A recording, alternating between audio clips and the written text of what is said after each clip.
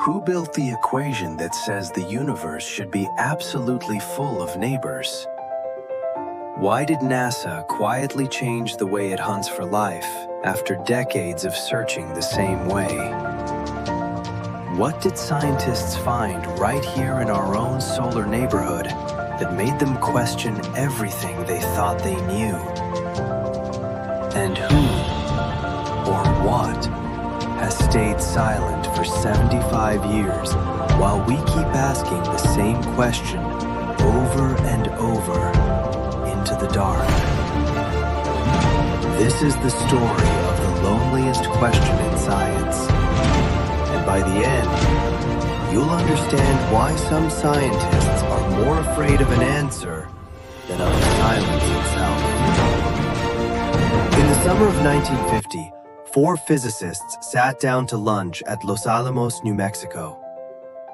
This wasn't a normal lunch table.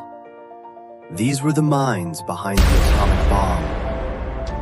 Among them sat a quiet, brilliant Italian scientist named Enrico Fermi. The conversation drifted, as lunch conversations do, towards something that had been in the news. Flying saucers, UFO sightings, the possibility of life beyond Earth. For a while, everyone laughed it off. Then, seemingly out of nowhere, Fermi looked up from his food and asked a question that would haunt scientists for the next 75 years. But where is everybody? It sounds almost like a joke, but Fermi wasn't joking.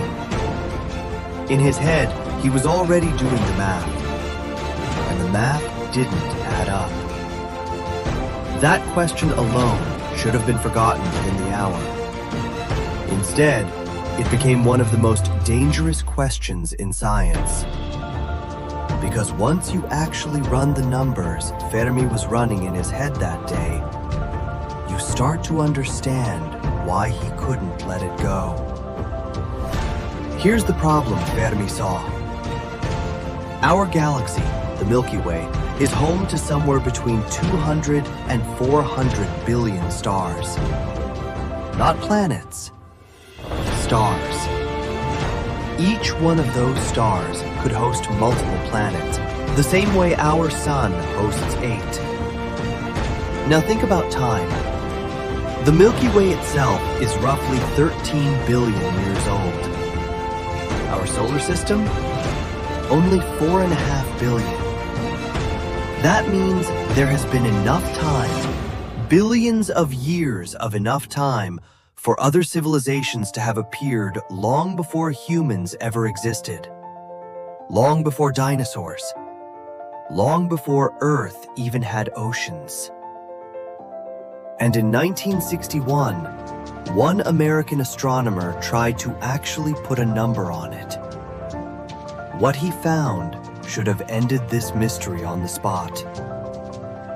In 1961, Frank Drake, working at the National Radio Astronomy Observatory in West Virginia, created what's now called the Drake equation, a way of estimating how many communicating civilizations might exist in our galaxy right now. Even using cautious, conservative numbers, the equation kept spitting out the same unsettling answer. There should be thousands of civilizations out there. Maybe more. Think of it like this. Imagine a stadium built to hold 80,000 people. If you looked inside and it was completely empty, not one person, not one seat taken, you wouldn't just shrug. You'd want to know why. That's the Fermi Paradox in one sentence. The stadium should be full. Instead, it's silent. So either the math is wrong, or something is stopping every single one of those civilizations from ever making a sound. And humanity has spent decades trying to find out which. Here's something most people don't realize. Humanity isn't just wondering about this question. We are actively hunting for the answer right now in 2026. NASA has confirmed more than 6,000 exoplanets, planets orbiting other stars, and that number climbs every single month. Some of these worlds sit inside what scientists call the habitable zone. Not too hot, not too cold, just right for liquid water. NASA has a name for it that sounds almost like a fairy tale: the Goldilocks zone. But finding a planet that could hold life is one thing. Actually catching a sign of life on it is something else entirely. And that's where the story gets strange. Then there's the James Webb Space Telescope, the most powerful telescope humanity has ever built. It doesn't just take pretty pictures of distant galaxies. It can actually read the chemical fingerprint of a planet's atmosphere from over 100 light years away, searching for gases that, here on Earth, are only produced by living things. Meanwhile, the SETI Institute, Search for Extraterrestrial Intelligence, has spent decades pointing giant radio dishes at the sky, listening for any signal that couldn't have come from nature. Even Harvard University has entered the search. Astrophysicist Avi Loeb now leads a new scientific effort dedicated to studying unexplained aerial phenomena using real data and real instruments, not speculation. So the search is real. The tools are real. The effort is enormous. And still, nothing. No signal, no structure, no proof. Which means one of the 5 explanations you're about to hear has to be true. Scientists just don't agree on which one. The first is the rare Earth hypothesis. This idea suggests that Earth isn't just lucky, it's a freak accident. A stable star, a perfectly sized moon that stabilizes our tilt, a magnetic field that shields us from deadly radiation. Maybe all of these things need to line up perfectly, like every domino in a chain falling exactly right. It's a compelling idea, but here's the weakness. We've only ever studied one example of life, our own. Using a sample size of 1 to declare something impossibly rare is a little like meeting one person from a foreign country and deciding an entire population must be exactly like them. The second explanation is the one that actually keeps some scientists up at night: the Great Filter. The theory suggests there's some kind of barrier, a filter that almost every form of life runs into and almost never survives. Maybe that filter is behind us. Or maybe, and this is the scary version, the filter is still ahead of us. Nuclear war, runaway artificial intelligence, environmental collapse. Think of it like a school with 1,000 students, but only one classroom ever makes it to graduation. Something, somewhere along the way, wipes almost everyone out. The third explanation flips the entire question on its head. What if we're not alone? We're just being watched. The zoo hypothesis imagines that advanced civilizations are out there, but they've made a deliberate choice to stay hidden from us.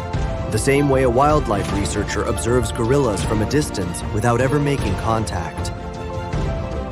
The fourth explanation is the most chilling one on this entire list. The dark forest hypothesis imagines the universe as a dark forest at night. Every civilization is a hunter, and every hunter knows one brutal truth. Announcing your location to anyone else could get you killed. So the safest strategy isn't to reach out and say hello.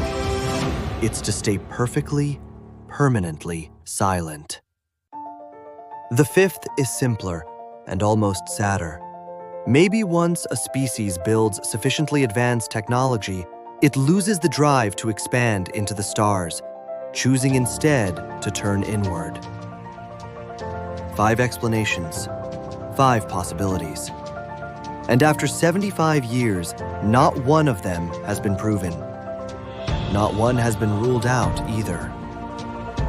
But in 2022, one NASA study quietly suggested that every single explanation on that list might be missing the real problem entirely.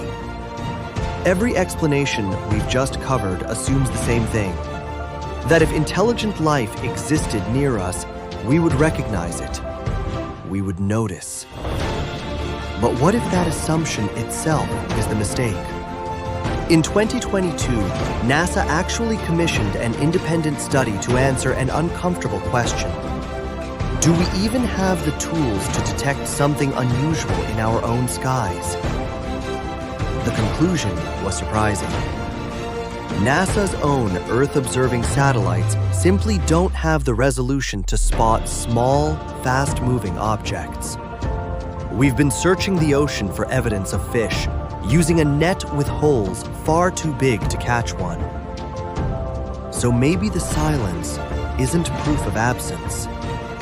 Maybe it's proof that we've been looking in the wrong way, at the wrong scale, for the wrong signs entirely. Now, everything you're about to hear next is not science. There is no evidence behind it. But once you hear it, you may never look at the world around you the same way again. Let's be completely clear before we go further.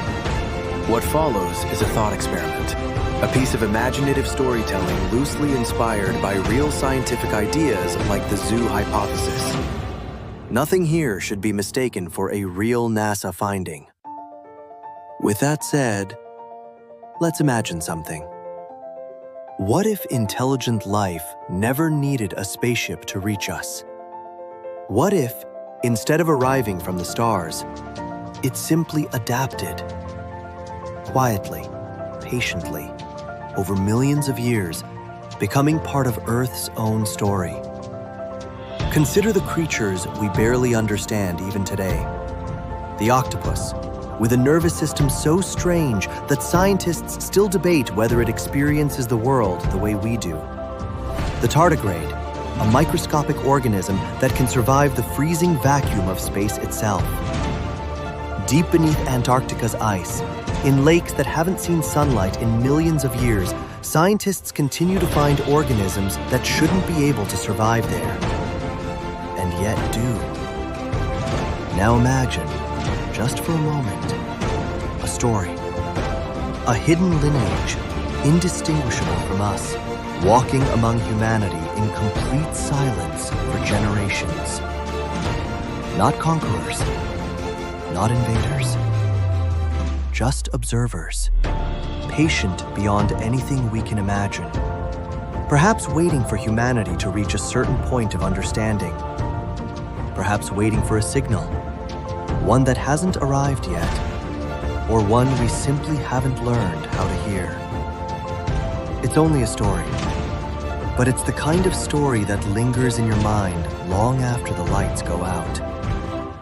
75 years after Enrico Fermi asked his question over lunch, we still don't have an answer. We have better telescopes, bigger equations, smarter searches, and still, the universe gives us nothing but silence. Maybe that silence means we're alone. Maybe it means we haven't looked long enough, or in the right direction. Or maybe, and this is the thought worth sitting with, the universe has been trying to speak to us all along. Perhaps the real question was never whether anyone is out there.